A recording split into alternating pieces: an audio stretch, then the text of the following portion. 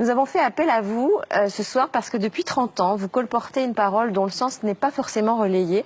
C'est un petit peu comme si cette vérité était taboue. Tous les hommes et les femmes qui vivent sur cette terre, Yves Coppens, viennent-ils de la même souche? Absolument, absolument. Tous les premiers hommes sont apparus en Afrique et depuis les premiers hommes, on considère qu'il y a eu 100 milliards d'êtres humains sur la Terre. Et les 100 milliards, comme bien sûr les 6 milliards d'hommes d'aujourd'hui, viennent tous de cette souche, de ce berceau tropical et africain. Tous nos ancêtres étaient africains. Tous nos ancêtres étaient africains. Nous sommes tous africains, Karine. Bah oui, moi je le sais en revanche. Ça veut dire que tous nos ancêtres... Je suis comme vous, je suis comme vous. Ça veut dire que tous nos ancêtres, Yves Coppens, en Afrique, il y avait du soleil, tous nos ancêtres étaient noirs? Tous nos ancêtres étaient certainement bruns, parce que, étant donné l'ensoleillement de l'Afrique, et étant donné probablement la peau nue qu'ils avaient il y a 3 millions d'années, ils ne pouvaient pas être autrement que bronzés. Tous les ancêtres, des Danois, des Espagnols, de tout le monde, etc., étaient noirs. Oui. Pourquoi ça ne se sait pas, à votre avis? Vous le dites, vous, depuis 30 ans. Ben oui, mais ma petite voix ne porte pas suffisamment. J'ai une voix confidentielle. J'imagine la tête du monsieur hyper raciste qui est en train de nous regarder, qui fait non, pas vrai.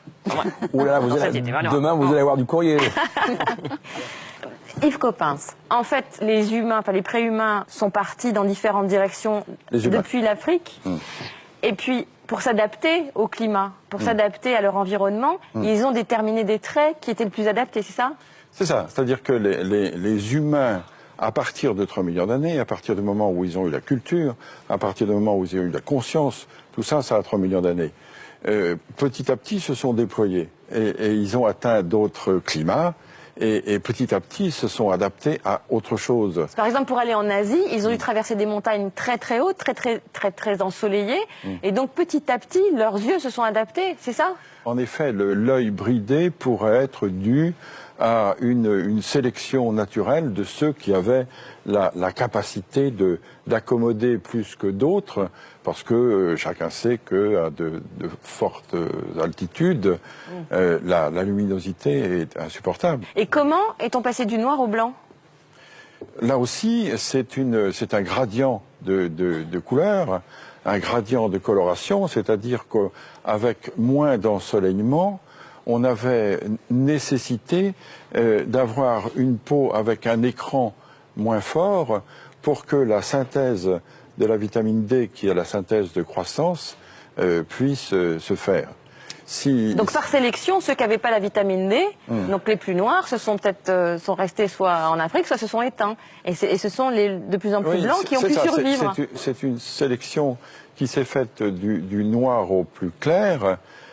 Si on a un écran de mélanine là où il n'y a pas beaucoup de soleil, la vitamine D ne se synthétise pas et on ne grandit pas. Et du coup, ça gêne évidemment la croissance et le développement de population. Donc le blanc pour vous, c'est pas une couleur? Le blanc, c'est une décoloration. Les blancs sont décolorés pour vous? Oui, je suis un décoloré. Ah oui. Et l'œil bleu, c'est épouvantable ce que je vais dire. C'est un œil qui n'a pas de couleur, c'est le fond qui se reflète.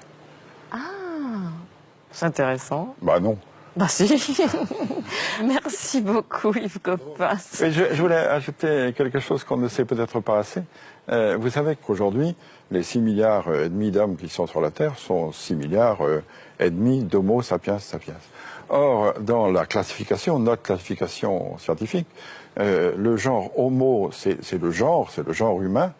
Le premier sapiens, c'est l'espèce sapiens, et le deuxième sapiens, c'est la race.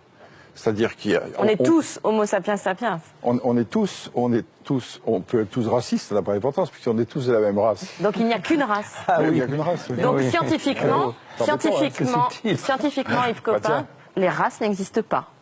Oui, c'est ça. C'est-à-dire que scientifiquement, les races de 36 000 animaux existent toujours, mais en ce qui concerne l'humanité, il y a pour le moment sur la Terre une seule race humaine, qui est la race sapiens, de l'espèce sapiens, du genre Homo.